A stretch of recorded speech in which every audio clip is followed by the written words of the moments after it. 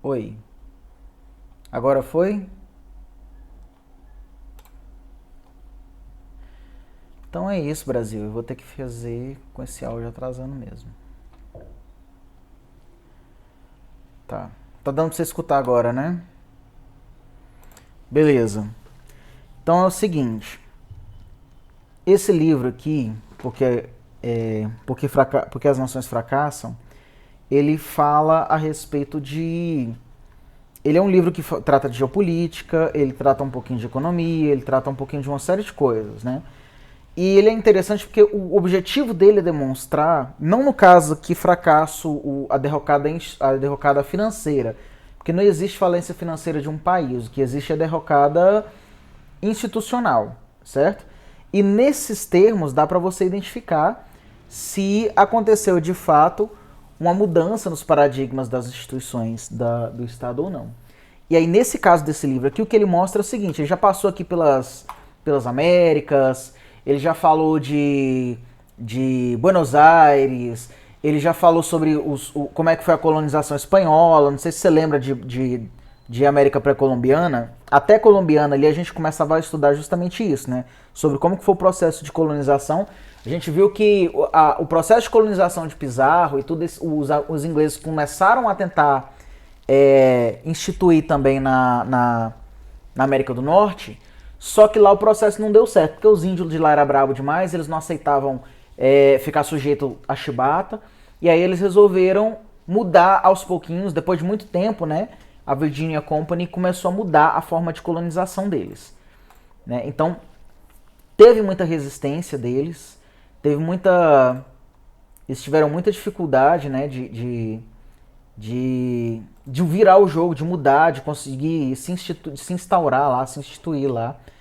E aí agora ele vai começar a falar sobre o processo das constituições, né? Ele vai mostrar, por exemplo, a Constituição, se eu não me engano aqui vai ser a Constituição do México e uma outra lá. É a Constituição do México e... Deixa eu ver.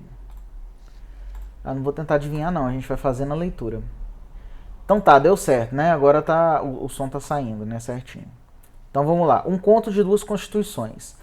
A essa altura já deve estar evidente que não é coincidência o fato de terem sido os Estados Unidos e não México a adotar e promulgar uma constituição que esposava os princípios democráticos, impunha limitações ao uso do poder político e distribuía tal poder para a sociedade de maneira ampla.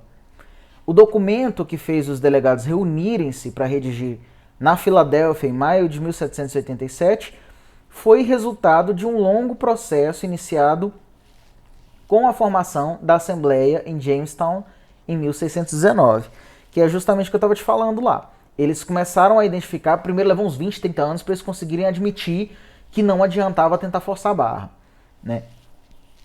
E depois disso, eles tiveram que dar liberdade para os colonos, lá no final do processo todinho, de como que vai funcionar a exploração pela Virginia Company, eles admitiram que eles teriam que dar uma certa liberdade para os colonos, para eles poderem fazer o que quisessem, né? Porque senão eles não iam dar conta de como é que fala? Gerenciar as colônias, né? E aí em 1619, em Jamestown, teve a primeira Assembleia Geral, que foi o que fundou esses princípios. Então eles começaram a criar leis lá dentro, eles começaram a criar instituições lá dentro. Então esse processo de criar as leis, de criar as constituições, de deixar a América do Norte ser independente, né, em termos institucionais, isso permitiu que a colônia prosperasse no norte, né, e permitiu também o processo da independência, porque foi um século de processo, mais de um século de processo, né, formatando, tendo rebeliões contra a Inglaterra por causa dos abusos que eram cometidos em termos de tarifação, de taxação, né? Teve a Guerra do Chá, não sei se você lembra da Guerra do Chá, e por aí vai. Então é gritante o contraste entre o processo constitucional que se deu por ocasião da independência dos Estados Unidos e o ocorrido no México pouco tempo depois. Em fevereiro de 1808, o exército francês de Napoleão Bonaparte invadiu a Espanha e em maio havia tomado Madrid, a capital do país.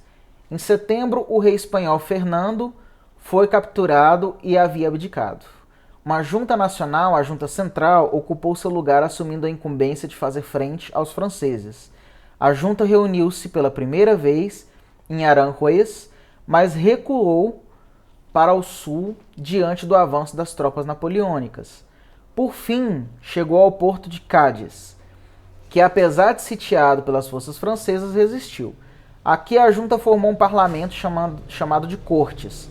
Em 1812, as Cortes produziram o que ficaria conhecido como Constituição de Cádiz, que determinava a introdução de uma monarquia constitucional com base em ideias da soberania popular, que aí aconteceu aquela onda iluminista, né, da Revolução Francesa em diante, e aqui eles estão surfando também nessa onda. Não sei se você lembra quando a gente estudou a história do Brasil, ele mostra que Portugal, quando Napoleão invadiu, né, a Espanha, o próximo seria Portugal. Então a família real fugiu de Portugal por conta disso, por causa dos embargos que os franceses estavam ameaçando, né?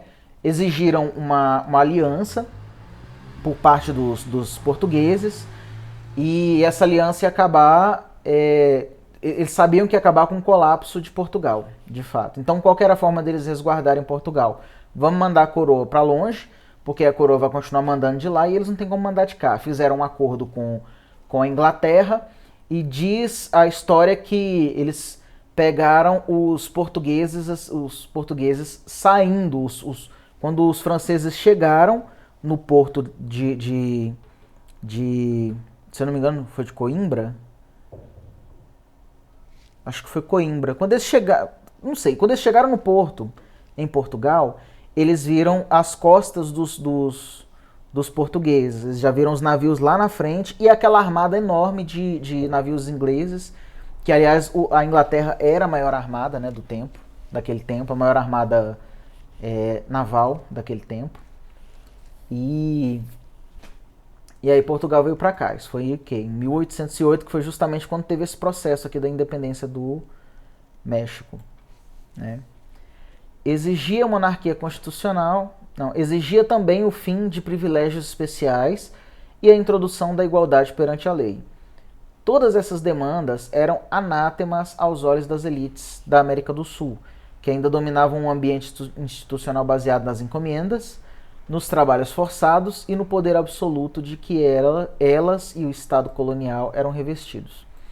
O colapso do Estado hispânico, em decorrência da invasão napoleônica, engendrou uma crise constitucional em toda a América Latina colonial. O reconhecimento ou não da autoridade da Junta Central foi objeto de muitas controvérsias, e, em resposta, muitos latino-americanos começaram a formar suas próprias juntas. Era apenas questão de tempo até que vislumbrassem a possibilidade de se tornarem efetivamente independentes da Espanha. A primeira declaração de independência veio à luz em La Paz, Bolívia, em 1809, embora tenha sido rapidamente esmagada por tropas espanholas enviadas do Peru. No México, as atitudes políticas da elite haviam sido moldadas pela revolta de Hidalgo, liderada em 1810 por um sacerdote, que era Padre Miguel Hidalgo. Quando os homens de Hidalgo saquearam Guanajuato, em 23 de setembro, mataram o intendente e o oficial colonial superior e puseram-se a matar todos os brancos indiscriminadamente. Foi mais uma guerra de classes, ou mesmo étnica, do que um movimento de independência, com o efeito de unir todas as elites e fazer-lhes frente. E é importante ver isso aqui. Ele está falando que foi mais uma guerra de classe do que uma luta por independência, né? Se a independência possibilitasse a participação popular na política, as elites locais, e não só os espanhóis, seriam contra. Por conseguinte, as elites mexicanas viram a Constituição de Cádiz, que abria caminho para a participação popular, como extremo ceticismo. Jamais reconheceram sua legitimidade. Em 1815, com o colapso do Império Europeu de Napoleão, o rei Fernando VII voltou ao trono e a Constituição de Cádiz foi anulada.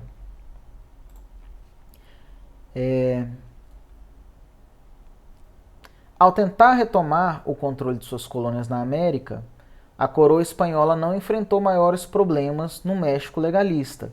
Ainda assim, em 1820, tropas hispânicas reunidas em Cádiz, com destino às Américas, a fim de ajudar a estabelecer a autoridade espanhola, amotinaram-se contra Fernando VII. A elas logo se juntaram unidades do exército de todo o país e Fernando viu-se compelido a restaurar a Constituição de Cádiz e voltar a convocar as cortes, que nessa reedição mostraram-se ainda mais radicais do que aquelas que haviam redigido a Constituição de Cádiz, propondo a abolição do trabalho forçado em todas as suas formas. Eita, gente, peraí. Aguenta aí que eu já volto.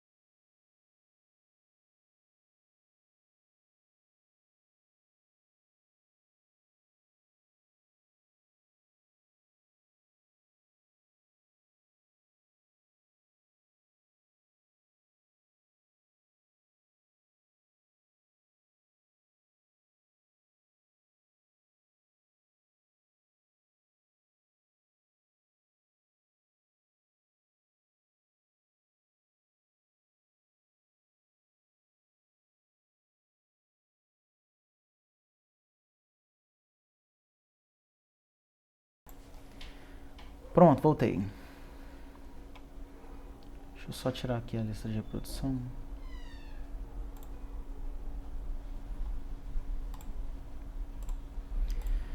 Pronto, foi. Eita lasqueira. Pois é, o aplicativo ele resolve um pouquinho melhor isso aí, viu? Que às vezes isso aí pode ser até o próprio navegador que tá dando esse ruim. Né?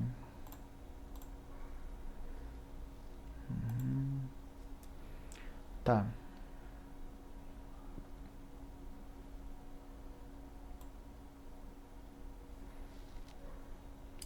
Então aqui, finalmente confrontadas com a imposição desse documento no México, as elites locais decidiram que seria melhor continuar por conta própria e declarar a independência. Esse movimento de independência foi encabeçado por Agustín de Iturbide, ex-oficial do exército espanhol, que em 24 de fevereiro de 1821 publicou o Plano de Iguala, sua visão de um México independente. O plano incluía uma monarquia constitucional com o imperador mexicano e removia as provisões da Constituição de Cádiz com as elites locais, que as elites locais consideravam tão perigosas para seu status e privilégios.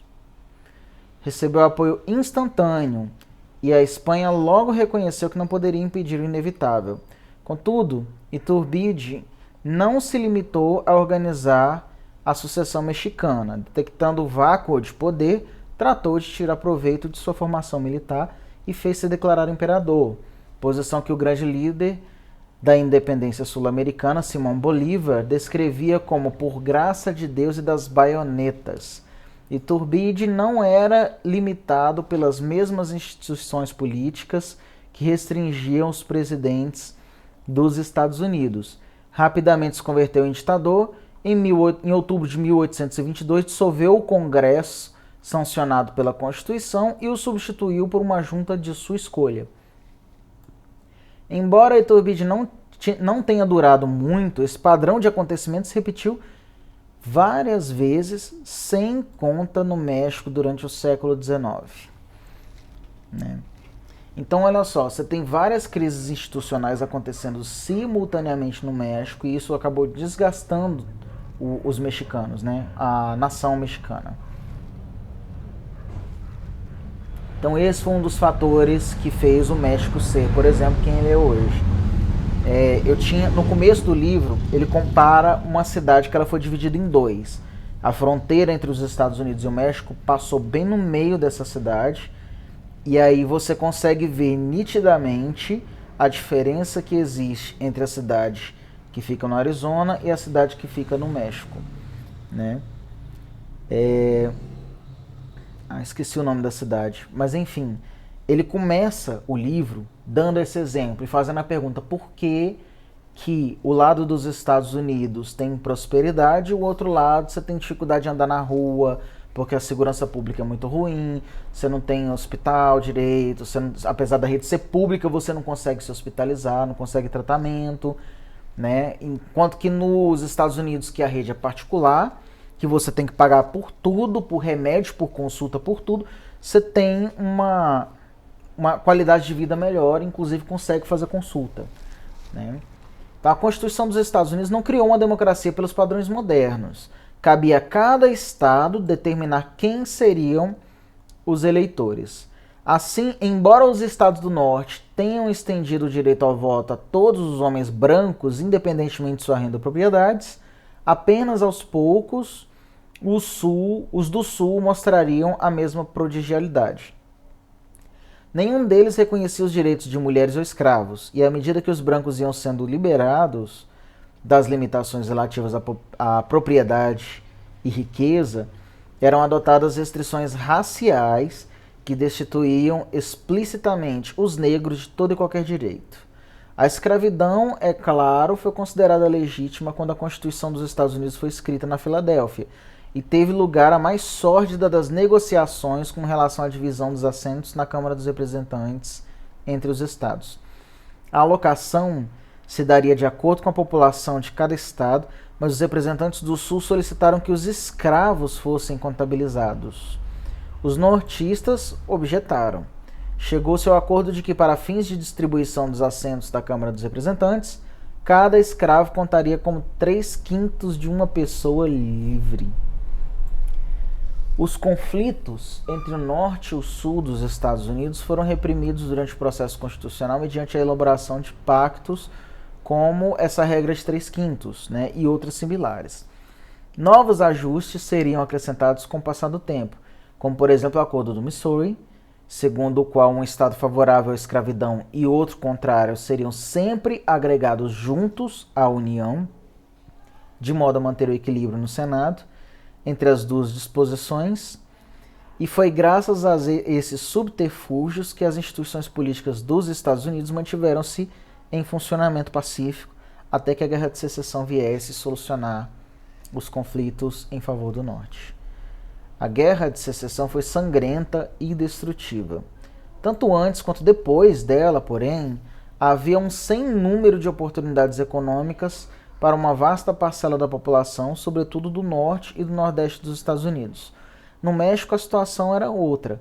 Se os Estados Unidos experimentaram 5 anos de instabilidade política entre 1860 e 1865, o México viveu um quadro quase permanente de instabilidade durante os 50 primeiros anos da sua independência, o que é mais bem ilustrado pela trajetória de Antônio Lopes de Santa Anna. Santa Anna, filho de um dignatário colonial de Veracruz, destacou-se como soldado lutando pela coroa espanhola nas guerras de independência. Em 1821 mudou de lado com Iturbide e jamais olhou para trás. Tornou-se presidente do México pela primeira vez em maio de 1833, embora tenha permanecido no poder por menos de um mês, preferindo deixar o exército do cargo para o exercício do cargo para Valentim Gomes Farias. O mandato de Gomes Farias duraria 15 dias, ao fim dos quais Santa Anna retomou o poder. Todavia, sua segunda presidência foi tão breve quanto a primeira, e no começo de julho ele foi novamente substituído por Gomes Farias. Santa Anna de Gomes Farias continuariam sua dança até meados de 1835, quando Santa Anna foi substituído por Miguel Barragán. Santa Anna, porém, não era de desistir. Retornou à presidência em 1839, 1841, 1844, 1847, por fim, entre 1853 a 1855. No total foi presidente 11 vezes, no decorrer das quais assistiu à perda do Álamo e do Texas e a desastrosa Guerra Mexicano-Americana, que culminou com a perda do que viria a ser Novo México e o Arizona. Entre 1824 e 1867, foram 22 os presidentes do México, poucos dos quais assumiram o poder por vias sancionadas pela lei.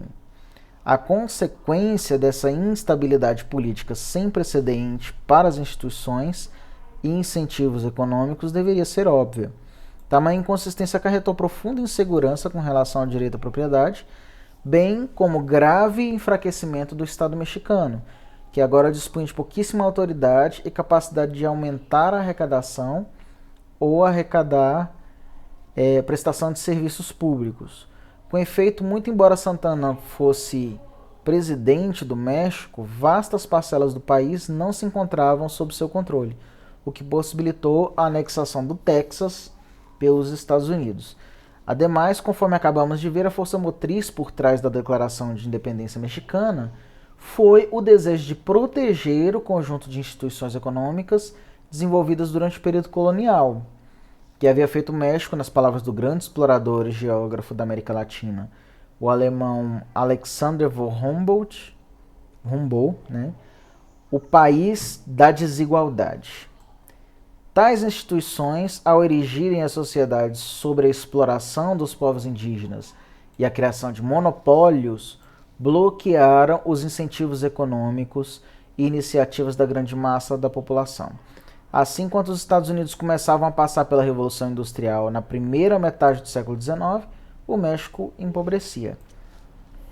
É interessante ele fazer essas comparações porque, assim, o que ele está querendo dizer aqui é basicamente que se você tem uma instituição forte, estável, e se você tem liberdade, não sei se você percebeu isso, mas ele falou que se você concede liberdade para as pessoas fazerem o que elas querem fazer, né, você consegue mais estabilidade institucional, né, por causa dessa liberdade. Essa liberdade de mercado traz estabilidade institucional e essa estabilidade institucional faz o povo a longo prazo enriquecer.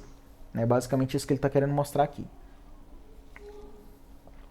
A instabilidade, por exemplo, do governo do México custou caro, porque depois de... Pra você ter ideia aqui, ó, ele falou que em 40 anos eles tiveram 22 presidentes.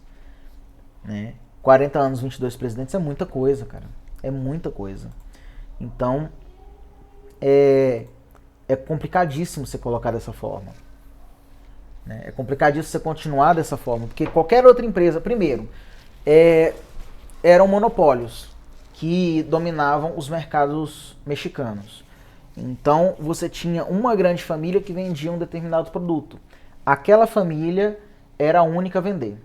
Né? O monopólio é basicamente isso, quando só uma ou duas... Quando uma empresa é que vende aquele determinado produto. Você quer ver um monopólio? A Petrobras detém um monopólio da exploração de petróleo no Brasil. Supondo que a gente tivesse 100 empresas explorando petróleo no Brasil, elas provavelmente disputariam preço. Né? Eu digo provavelmente, não é uma fórmula exata, né? Mas elas provavelmente disputariam preço. As que melhor se sobressaíssem teriam maiores condições no mercado.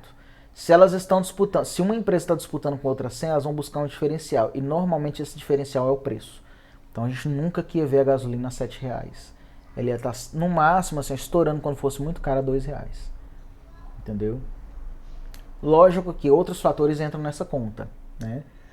Mas certeza que a gente não teria gasolina a R$6, R$7, como está acontecendo agora. Né? Ter uma ideia, abrir uma empresa e obter um empréstimo. A Revolução Industrial começou na Inglaterra. Seu primeiro êxito foi revolucionar a fabricação de tecidos de algodão graças às novas máquinas movidas a rodas d'água, e mais tarde aos motores de vapor. A mecanização da produção multiplicou de forma exponencial a produtividade dos trabalhadores, primeiro na indústria têxtil e depois também em outras. O motor das transformações tecnológicas em todos os segmentos da economia era a inovação, encabeçada por novos empreendedores e homens de negócio ávidos por aplicar suas ideias. Esse florescimento inicial não tardou a atravessar o Atlântico Norte e disseminar-se pelos Estados Unidos. As pessoas percebiam as grandes oportunidades econômicas decorrentes da adoção de novas tecnologias desenvolvidas na Inglaterra e viam-se também inspiradas a criar suas próprias invenções. Podemos tentar compreender a natureza dessas invenções mediante um breve exame quanto a quem eram concedidas as patentes. O sistema de patentes, que protege os direitos de propriedade de ideias, foi sistematizado pelo Estatuto de Monopólios, promulgado pelo Parlamento inglês em 1623, em parte como uma tentativa de impedir que o rei concedesse cartas de patente, entre aspas, arbitrárias, conferindo a quem bem entendesse direitos exclusivos sobre os empreendimentos de determinadas atividades ou negócios. O que mais chama atenção no registro de patentes nos Estados Unidos é o fato de que os autores dos pedidos vinham também de todo tipo de extrato sociocultural e história de vida, não só do meio dos ricos e da elite, e muitos fizeram fortuna graças às suas patentes. Foi o caso de Thomas Edison, inventor do fonograma e da lâmpada elétrica e fundador da General Electric. Até hoje, uma das maiores empresas do mundo. Edison era o mais novo de 7 irmãos. Seu pai, Samuel Edison, teve diversas ocupações de serrador, de sarrafos, para telhado, a alfaiate, passando por dono de taverna. Thomas teve pouca educação formal, mas sua mãe o ensinou em casa. Entre 1820, olha só, homeschooling. Entre 1820 e 1845, apenas 19% dos detentores de patentes nos Estados Unidos tinham pais com formação profissional específica ou eram provenientes de grandes famílias e proprietários de terra. Nesse mesmo período, 40% dos que registravam patente tiveram acesso apenas à educação primária ou menos, como Edison. Ademais, com frequência exploravam sua patente abrindo uma empresa, outra vez como Edison. Do mesmo modo como nos Estados Unidos eram, no século XIX, mais democráticos em termos políticos do que praticamente qualquer outro país do mundo na época, era também mais democráticos que os demais quando o assunto era inovação. Um elemento crítico em sua caminhada rumo ao tornar-se a nação econômica mais inovadora do planeta. Né? Se fosse pobre e tivesse uma boa ideia, uma coisa era registrar uma patente, que afinal de contas nem era um procedimento tão caro assim. Hoje em dia, aqui no Brasil, por exemplo, é caríssimo se registrar uma patente, né? Se você comparar com outros lugares do mundo. Outra coisa inteiramente distinta era usá-la para ganhar dinheiro. Uma possibilidade, claro, era vendê-la para terceiros. Foi o que Edison fez logo no princípio, a fim de levantar recursos. Quando vendeu seu telégrafo quadruplex por $10.000 para a Western Union. Contudo, a venda de patentes só era uma boa ideia em casos como o de Edison, que tinha ideias mais rápido do que era capaz de botar em prática, tendo chegado a um recorde mundial de 1.093 patentes emitidas em seu nome nos Estados Unidos e 1.500 em todo o mundo. O verdadeiro modo de ganhar dinheiro com patentes era fundar seu próprio negócio. Para tanto, porém, era preciso capital e bancos que o emprestassem.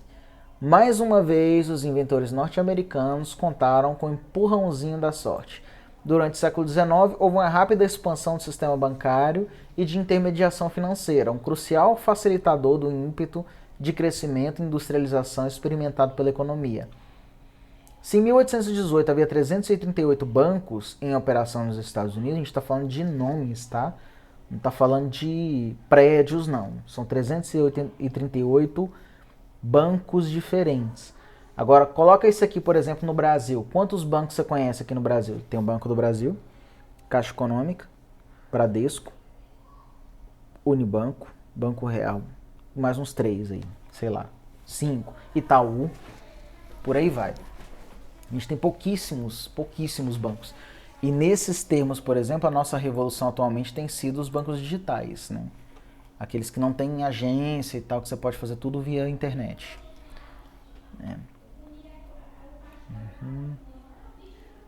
Sim, 1818. Cadê? Além disso, a intensa concorrência... Aqui, ó. Ativo total de 160 milhões em 1914 já era de 27.864 bancos, com um ativo total de 27,3 bilhões. Os potenciais inventores nos Estados Unidos tinham pronto acesso a capital para montar seu negócio. Além disso, a intensa concorrência entre bancos e instituições financeiras americanas significava que tais recursos encontravam-se disponíveis às taxas de juros relativamente baixas. Vou só fazer um parêntese aqui. No final do século XVIII para o início do século XIX, por exemplo, pipocou nos Estados Unidos, é só um exemplo de como que essas inovações chegam rápido lá, começou a pipocar a quantidade de motocicletas no local. Tá? Em 1903, por exemplo, foi quando a Harley Davidson foi fundada. E junto com ela tinha... Nossa, como é que era o nome? A Indian, que foi uma das motos, inclusive, depois da Harley Davidson, uma das mais vendidas por lá, né? Depois ela teve que fechar e reabriu de novo, fechou outra vez. Mas pra você ter uma ideia que naquela época foram quase 200 ou pouco mais de 200 marcas de moto diferentes nos Estados Unidos, né? No México a situação era outra. Com efeito, em 1910, ano em que teve início a Revolução Mexicana, havia apenas 42 bancos no país, 2 dos quais controlavam 60% do ativo bancário total.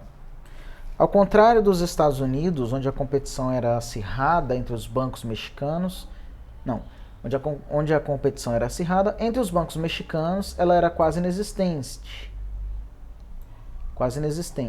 O que significava que os bancos não só podiam cobrar taxas de juros extorsivas de seus clientes, como normalmente mantinham empréstimos restritos àqueles privilegiados e já ricos, que assim podiam valer-se de seu acesso ao crédito para aumentar o controle que exerciam sobre os vários setores da economia. A forma assumida pela indústria bancária mexicana ao longo dos séculos XIX e XX foi resultado direto das instituições políticas que se consolidaram no país após a independência. Ao caos da era de Santa Anna, seguiu-se uma tentativa malfadada do governo francês do imperador Napoleão II de instalar um regime colonial no México sob o imperador Maximiliano, em 1864 e 1867. Os franceses foram expulsos e foi elaborada uma nova Constituição. Todavia, o governo constituído primeiro por Benito Juárez e após sua morte por Sebastián Lerdo de Tejada, logo seria desafiada por um jovem militar de nome Porfírio Dias. Dias, general vitorioso na guerra contra os franceses e que havia desenvolvido aspirações de poder, formou um exército rebelde e, em novembro de 1876, derrotou as tropas do governo na Batalha de Tecoac. Em maio do ano seguinte, elegeu-se presidente e governaria o México de forma mais ou menos contínua e cada vez mais autoritária até ser deposto ao irromper a Revolução 34 anos depois. Como seus antecessores, Iturbide de Santana, Dias começou a vida como comandante militar. Olha que merda que dá você ficar botando militar no poder, né, Brasil? Que merda que dá, né, Brasil? Esse tipo de trajetória política iniciada nas Forças Armadas foi sem dúvida conhecida nos Estados Unidos. O primeiro presidente dos Estados Unidos, George Washington, também fora um bem-sucedido general na Guerra de Independência. Ulysses S. Grant, um dos generais vitoriosos da União na Guerra de Secessão, assumiria a presidência em 69. Dwight Eisenhower, comandante supremo das forças aliadas na Europa durante a Segunda Guerra Mundial, seria presidente entre 53 e 61. Ao contrário de Iturbide, Santana e Dias, entretanto, nenhum desses militares recorreu à força para guindar-se ao poder, e tampouco fez uso dela para não ter de abdicar a sua posição. Viu, Brasil? Escutou isso, né? Não fizeram uso do poder. Não ficaram falando, por exemplo, de voto impresso. Ah, porque voto impresso, se não tiver voto impresso não vai ter eleição. Pois é, eles não fizeram isso. A única maneira de tirar esses homens do poder era do mesmo modo como eles conquistaram, com violência, que ele está falando de Santana e Dias. Dias transgrediu o direito de propriedade das pessoas, facilitando a expropriação de vastas extensões de terra e concedeu monopólios e favores a seus defensores em todas as linhas de negócio, inclusive no setor bancário. Não que houvesse algo de novo em seu novo modo de proceder. Era exatamente o que os conquistadores espanhóis haviam feito e o que fizera Santana em seu rastro. O motivo pelo qual os Estados Unidos dispunham de uma indústria bancária substancialmente mais favorável para a prosperidade econômica do país nada tinha a ver com alguma peculiaridade no que movia os proprietários de banco. De fato, a motivação do lucro, esteio da natureza monopolística da indústria bancária no México, estava igualmente presente nos Estados Unidos, só que canalizado de forma distinta, em virtude das instituições serem radicalmente distintas. Os banqueiros lidavam com suas instituições econômicas diferentes, que os submetiam a uma concorrência muito maior, o que se devia em grande parte, por sua vez, ao fato de que os políticos que elaboraram as regras para os banqueiros também recebiam incentivos muito diferentes, engendrados por outras instituições políticas. Com efeito, no final do século XVIII, pouco depois da Constituição Americana entrar em vigor, começou a despontar um sistema bancário bastante parecido com o que posteriormente viria a dominar no México. Os políticos tentaram instalar monopólios que pudessem distribuir entre amigos e parceiros em troca da parte de seus lucros. Os bancos também logo se puseram a emprestar dinheiro aos políticos que os regulavam, como no México. Nos Estados Unidos, porém, essa situação não poderia se sustentar porque os políticos que tentavam implementar tais monopólios, ao contrário de seus colegas mexicanos, eram sujeitos a eleição e reeleição, né? A criação de monopólios bancários e a obtenção de empréstimos exclusivos é um bom negócio para os políticos, mas só quando conseguem sair incólumes. Não é particularmente benéfico para os cidadãos, contudo.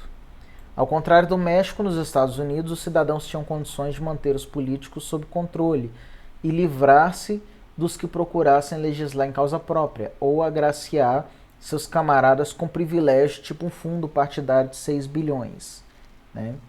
Que depois diz que vai vetar e manda para 4 bilhões, ao invés de colocar 2. E, aliás, deveria ter sido extinto, mas se mantivesse os 2, estava ótimo. Menos mal. A ampla distribuição de direitos políticos nos Estados Unidos, sobretudo se comparada ao México, garantia igualdade de acesso a recursos e empréstimos, o que, por sua vez, assegurava que aqueles que tivessem ideias e invenções delas se beneficiassem, né? Então, de certa forma, as próprias instituições bancárias, e olha só, são instituições privadas, não são instituições de governo, como a Caixa Econômica Federal, por exemplo. Essas instituições privadas eram o que financiava a inovação e a tecnologia nos Estados Unidos. E se manteve assim por muito tempo. Inclusive, hoje, por exemplo, a maioria dessas tecnologias que a gente vê na Polishop, não sei o que a gente gosta, que a gente acha legal, tudo isso vem de parcerias público-privadas, né? As universidades, elas fornecem um banco de talentos, por assim dizer, para essas empresas, né? Deixam lá à disposição deles os alunos de engenharia, os alunos de química, de biologia, etc., dos cursos lá das faculdades.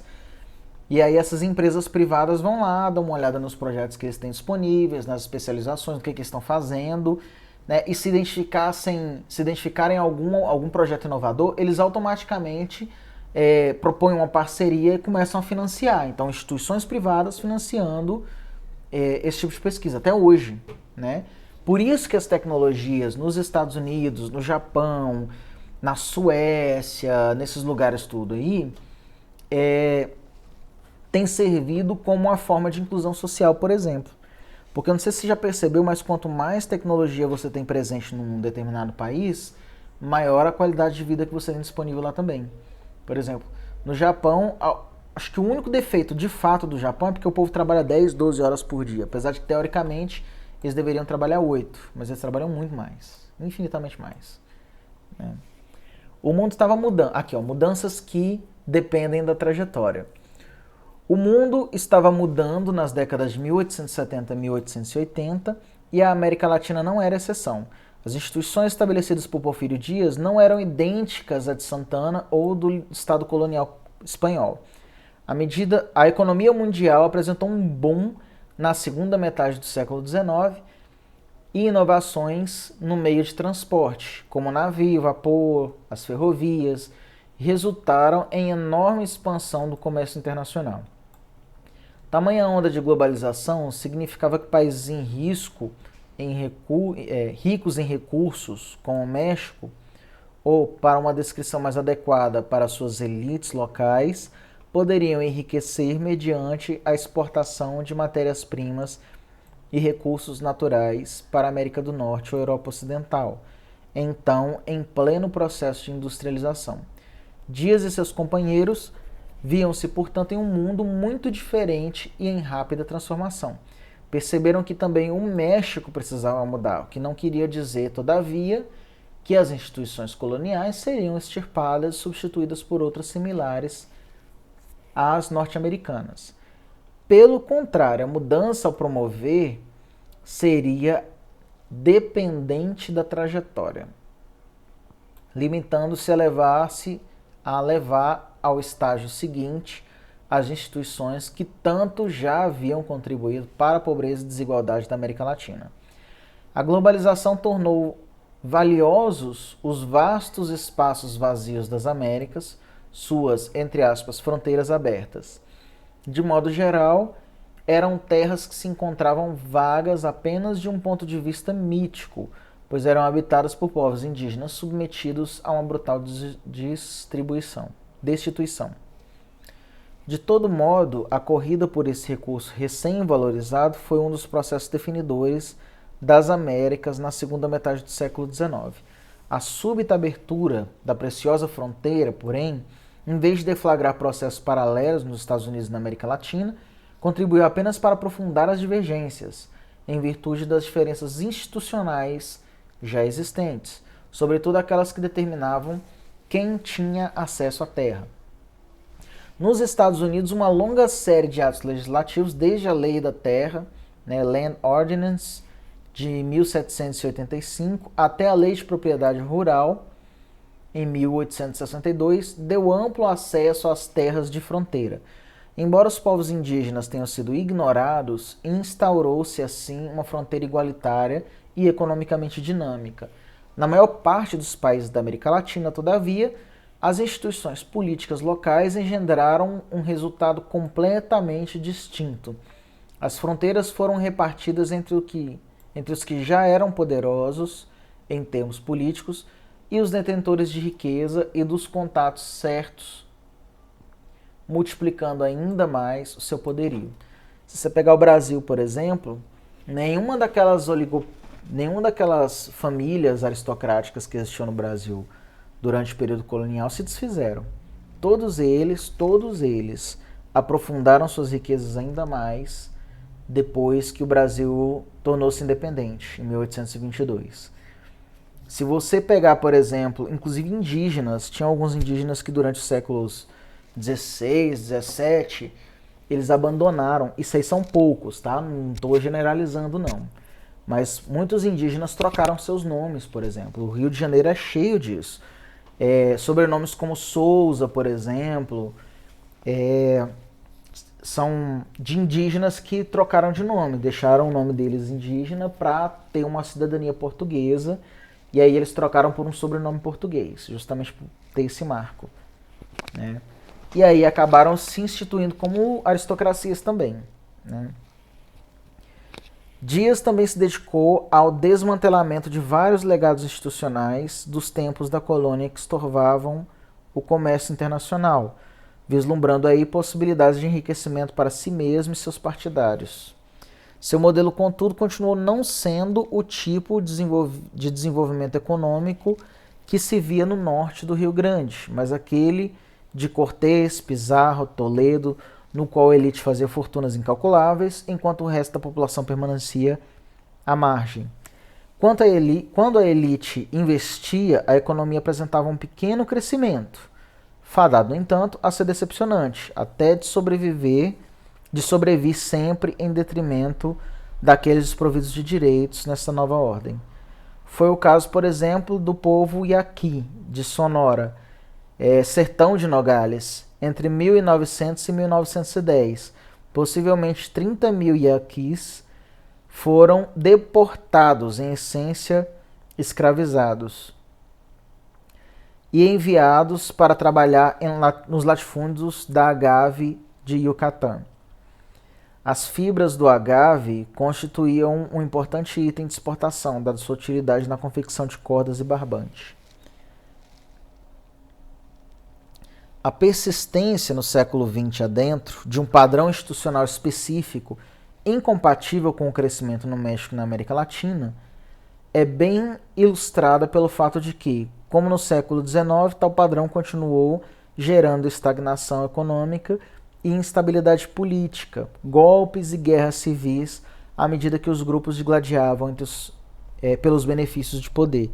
Dias finalmente perdeu o poder para forças revolucionárias em 1910, ou seja, de 1808 até 1910, um século, né? À Revolução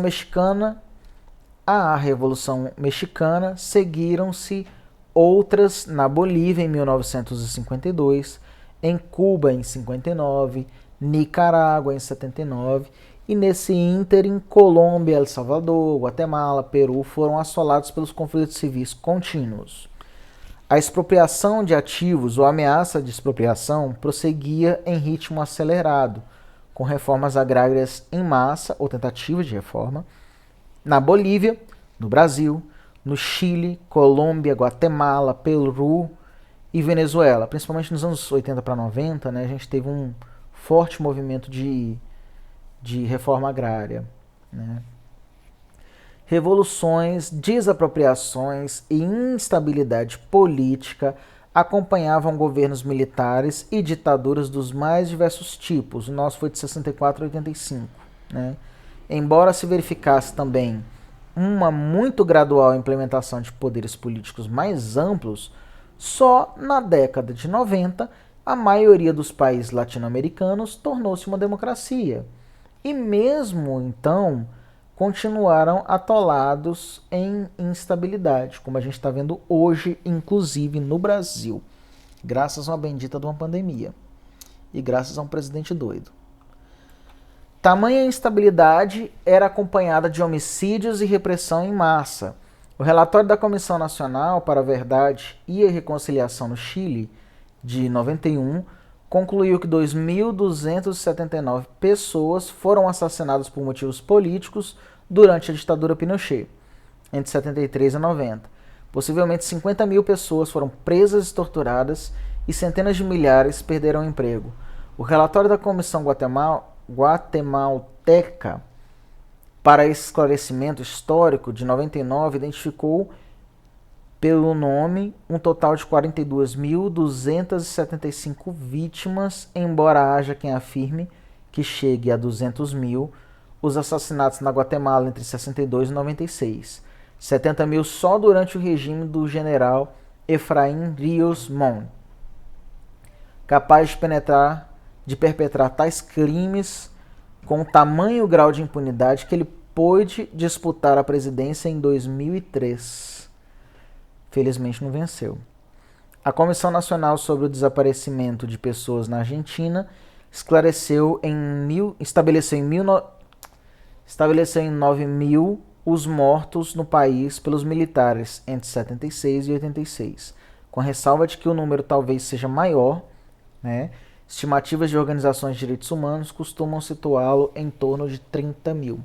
A gente teve uma coisa mais ou menos parecida no Brasil, só que no Brasil foi menos, né? Os números oficiais são de mais ou menos umas 300 pessoas, mas os números não oficiais são muito maiores do que isso.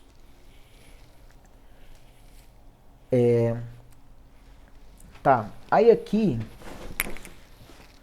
começa um outro capítulo, chama Ganhando um Bilhãozinho ou Dois, né?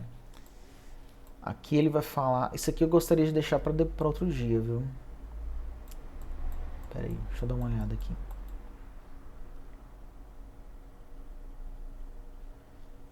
Não, até que dá. Tá, Ganhando um Bilhãozinho ou Dois. As duradouras implicações da organização da sociedade colonial e dos legados institucionais dessa sociedade são determinantes para as atuais diferenças entre os Estados Unidos e o México. E, por conseguinte, as duas metades de Nogales. Aliás, Nogales era o nome daquela cidade que eu falei para você que eu não lembrava, né? Tem Nogales, Arizona e Nogales, México. O contraste entre o modo como Bill Gates e Carlos Slim vieram a ser os dois homens mais ricos do mundo, estando Warren Buffett também na disputa na época, né, ilustra bem as forças em jogo.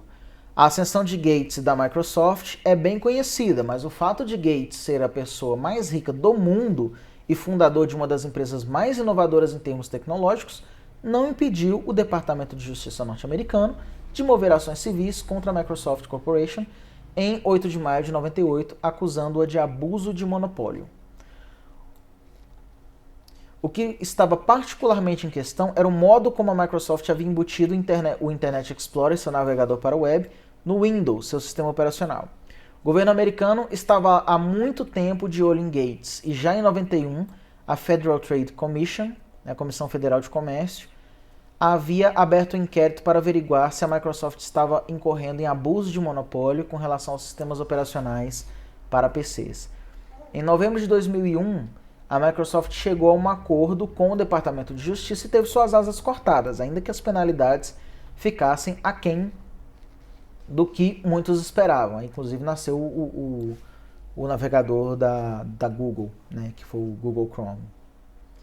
No México, o enriquecimento de Carlos Slim não se deu por meio de inovação. A princípio, destacou-se na composição de acordos no mercado de capitais e na compra e renovação de empresas que não davam lucro.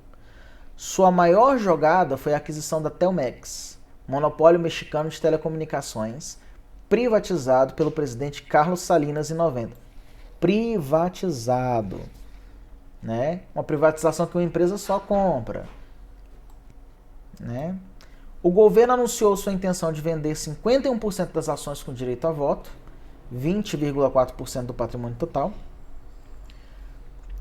da empresa em setembro de 1989 e recebeu as ofertas em novembro de 90. Embora Slim não tenha feito a oferta mais alta, um consórcio liderado por seu grupo Corso venceu o leilão. Em vez de efetuar o pagamento à vista, Slim conseguiu postergá-lo usando os próprios dividendos da Telmex para pagar pela compra. O que fora outrora monopólio público tornou-se monopólio de Slim e de alta rentabilidade. Então deixou de ser um monopólio público e passou a ser um monopólio privado. Grande diferença que fez. É basicamente que eu tô com muito medo do que pode acontecer com a privatização dos Correios, porque justamente isso aqui pode acontecer. Então é bom a gente prestar bastante atenção no que essa aqui é a página 47, no que está escrito aqui, para a gente ver se isso não vai acontecer. Por exemplo, a Eletrobras, ela já foi privatizada. O modelo de privatização dela é horrível. O governo ele estabeleceu um monte de condições em que a empresa vai ter que investir bilhões e repassar para as nossas contas. Em média, as nossas contas vão ficar 30% mais caras graças Aí você vai falar graças a Bolsonaro? Não, não foi graças a Bolsonaro, não. Dessa vez, graças aos deputados e senadores que votaram em favor de um monte de impedimentos para que isso acontecesse, né? Colocaram que eles têm que utilizar energia de termoelétrica, gente. Termoelétrica.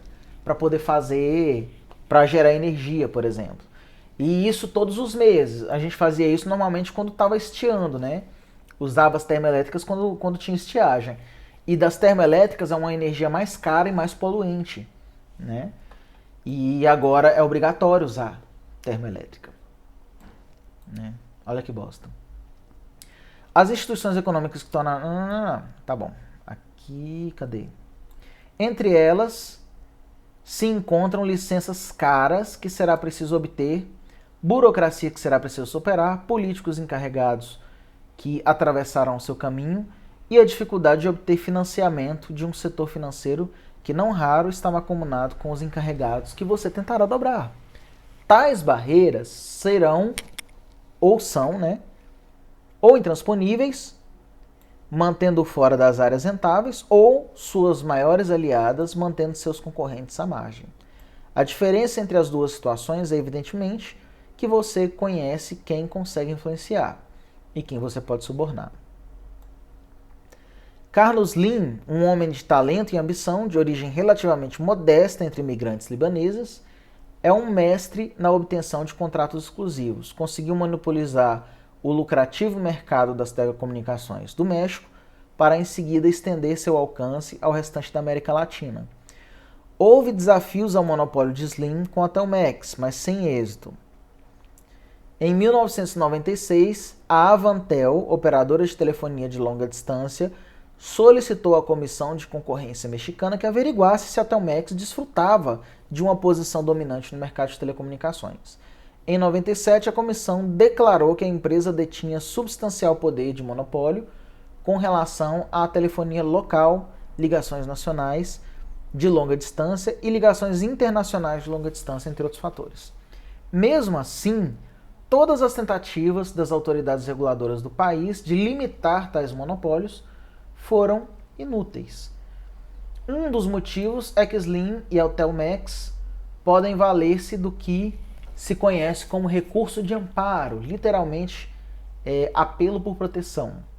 Um dispositivo para que determinada lei não se aplique a determinado caso individual. A ideia do amparo remonta à Constituição Mexicana de 1857, tendo sido originalmente concebido como garantia de direitos e liberdades individuais. Olha que ironia.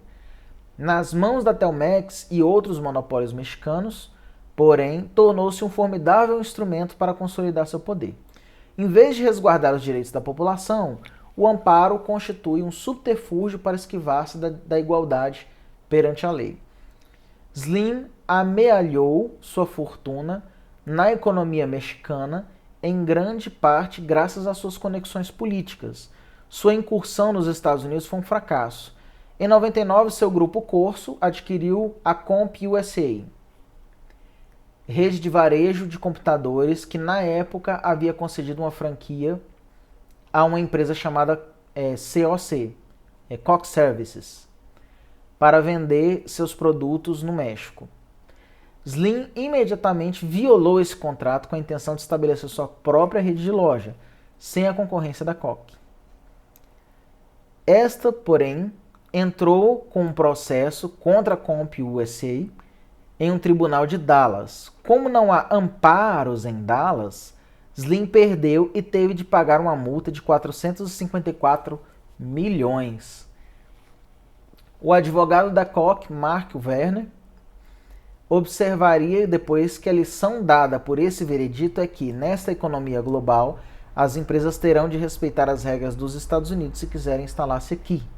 Sob as instituições americanas, as táticas habituais de Slim para ganhar dinheiro não deram certo.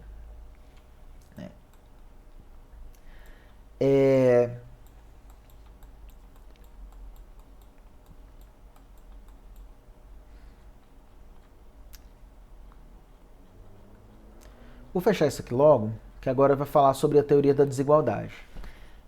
Rumo a uma teoria da desigualdade mundial. Vivemos em um mundo desigual. As diferenças entre as nações, isso aqui é interessante porque é basicamente o que é como se fosse um pilar da doutrina liberal, né? Nós somos naturalmente desiguais. Por isso que você fica pregando igualdade. Igualdade que eu falo assim, né? Que todos são iguais, depende. Nós somos iguais em dignidade. Nós não somos iguais enquanto seres humanos, né? Intrinsecamente nós somos desiguais. E essa desigualdade natural do ser humano gera desigualdades também na sociedade. É isso que esse é um dos fundamentos, né, da doutrina liberal. Então, como nós somos iguais em dignidade, mas somos desiguais, o nosso ambiente tem que ser de liberdade justamente para a gente poder alcançar aquilo que nós queremos, né? Que é uma sociedade, pelo menos um pouco, com uma qualidade, que oferece uma qualidade de vida maior. Então, vivemos em um mundo desigual. As diferenças entre as nações são análogas àquelas que separam as duas metades de Nogales, ainda que em escala maior. Nos países ricos, a população é mais saudável, tem expectativa de vida mais alta e acesso muito maior à educação. Dispõe também de uma variedade de recursos e acesso muito maior, de recursos e opções de vida, de férias, a possibilidades de carreira, com o que nos países mais pobres pode-se apenas sonhar. Os habitantes de países ricos dirigem em estradas sem cratera e desfrutam de vaso sanitário, eletricidade, água corrente em suas casas. Em geral, contam também com governos que não os prendem, nem assediam de maneira arbitrária. Pelo contrário, prestam serviços como educação, saúde, rodovias, lei e ordem. Igualmente notável é o fato de que os cidadãos votam nas eleições e têm alguma voz nos rumos políticos tomados por sua pátria. As grandes diferenças em termos de desigualdade mundial são evidentes para todos, mesmo aqueles nos países pobres a quem falta acesso à televisão ou à internet. É a percepção e a realidade dessas discrepâncias que leva as pessoas a cruzarem ilegalmente o Rio Grande ou o Mar Mediterrâneo em busca da possibilidade de experimentar as oportunidades e padrões de vida dos países ricos. Tal desigualdade não tem consequências apenas para a vida dos indivíduos nos países pobres. Causa também queixas e ressentimentos com imensas consequências políticas para os Estados Unidos, para outros países, e compreender as razões por que tais diferenças existem e o que as causa é o nosso objetivo neste livro. Chegar a esse entendimento não constitui um fim em si, mas é também um primeiro passo no sentido da geração de ideias mais eficazes acerca de como melhorar a vida de bilhões que ainda vivem na pobreza. As disparidades entre os dois lados da cerca de Nogales são apenas a ponta do iceberg. Como é regra no norte do México, que se beneficia do comércio com os Estados Unidos, ainda que nem todo ele seja legal, os residentes de Nogales são mais abastados que outros mexicanos, cuja renda familiar anual média gira em torno de $5.000. Essa maior prosperidade relativa de Nogales, Sonora, deve-se aos parques industriais das fábricas maquiladoras, o primeiro dos quais foi fundado por Richard Campbell Jr., fabricante de cestas californiano. Sua primeira locatária foi a Coinart, fabricante de instrumentos musicais que pertencia a Richard Boss, proprietário da Artley, uma fábrica de flautas e saxofones em Nogales, Arizona. Nogales dos Estados Unidos, no caso.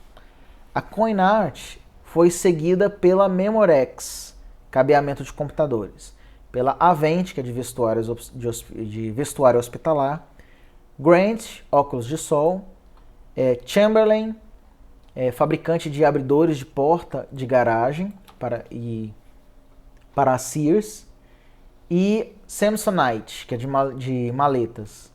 Significativamente, são todas empresas com sede nos Estados Unidos e de proprietários americanos, usando capital e know-how americanos. A maior riqueza de Nogales, Sonora, em relação ao resto do México, portanto, vem de fora. As diferenças entre os Estados Unidos e o México, por sua vez, são pequenas se comparadas àquelas encontradas no resto do planeta. O cidadão americano médio é 7 vezes mais rico que o mexicano médio e 10 vezes mais que o peruano ou centro-americano, cerca de 20 vezes mais rico que o morador médio da África subsaariana e quase 40 vezes mais que os habitantes dos países africanos mais pobres, como Mali, Etiópia, Serra Leoa. E não são só os Estados Unidos, há um pequeno, mas crescente grupo de países ricos, situados em sua maioria na Europa e na América do Norte, mas composto também por Austrália, Japão, Nova Zelândia, Singapura, Coreia do Sul, Taiwan, cujos cidadãos levam uma vida muito diferente daquela da população do resto do planeta. O motivo por que Nogales, Arizona é muito mais rica que Nogales, Sonora é simples, trata-se do fruto de instituições completamente distintas de um lado e de outro da fronteira, que geram incentivos muito diferentes para os habitantes de cada metade da cidade. Os Estados Unidos também são muito mais ricos hoje do que o México ou o Peru, graças ao modo como suas instituições, tanto econômicas quanto políticas, geram incentivos para empresas, indivíduos e políticos. Cada sociedade funciona com um conjunto de regras econômicas e políticas criadas e aplicadas pelo Estado e pelos cidadãos em conjunto. As instituições econômicas dão forma aos incentivos econômicos. Incentivos para buscar mais educação, para poupar e investir, para inovar e adotar novas tecnologias e assim por diante. É o processo político que determina a que instituições econômicas as pessoas viverão submetidas. São as instituições políticas que ditam como funciona esse processo. Por exemplo, são as instituições políticas de uma nação que estabelecem a capacidade dos cidadãos de controlar e influenciar os políticos e seu comportamento, o que, por sua vez, define se os políticos serão agentes dos cidadãos, ainda que imperfeitos, ou se terão possibilidade de abusar do poder que lhes foi confiado, ou que usurpam, para fazer fortuna e agir em benefício próprio em detrimento dos cidadãos. As instituições políticas incluem constituições escritas, mas não se limitam a elas, e o fato de a sociedade ser uma democracia, não se limita a isso também. Compreendem o poder e a capacidade do Estado de regular e governar a sociedade. É igualmente necessário considerar de forma mais ampla os fatores que determinam como o poder político se distribui na sociedade, sobretudo a capacidade de diferentes grupos de agir coletivamente em busca de seus objetivos ou impedir outros de atingirem os seus. Exemplo: depende diretamente se nós somos capazes de impedir que um fundo eleitoral de 6 bilhões de reais ou de 4 bilhões de reais seja aplicado ou não, né? Se nós não temos essa liberdade, se nós não conseguimos, por exemplo, pressionar os nossos representantes a voltar atrás com isso, então a gente vai acabar continuando na pobreza, entendeu? Se a gente consegue influenciar e se a gente consegue interferir diretamente nas decisões políticas, através da nossa reivindicação, através da nossa indignação, mostrando, né, como é que se faz. Se a gente consegue interferir, então nesse caso a gente vai conseguir também prosperidade para os próximos anos, né? Também esse acúmulo de riqueza ele não acontece da noite para o dia, né? São 10, 20, 30 anos aí fazendo isso. Com as instituições funcionando nesse modelo para poder gerar riqueza. À medida que influenciam comportamentos e incentivos na vida real, as instituições forjam o sucesso ou fracasso dos países. O talento individual é importante em todos os níveis da sociedade, mas mesmo ele requer um arcabouço institucional para converter-se em força positiva. Bill Gates, como outras figuras lendárias da indústria de tecnologia de informação, como Paul Allen, Steve Ballmer, Steve Jobs, Larry Page, Sergey Brin, Jeff Bezos, era dotado de imenso talento e ambição, mas em última instância respondeu a incentivos. O sistema educacional americano possibilitou que Gates e outros, como ele, adquirissem um conjunto único de competências que vieram complementar seus talentos. As instituições econômicas dos Estados Unidos permitiram que esses homens fundassem empresas com facilidade. sem, para isso, enfrentar obstáculos intransponíveis. Essas mesmas instituições viabilizaram o financiamento de projetos.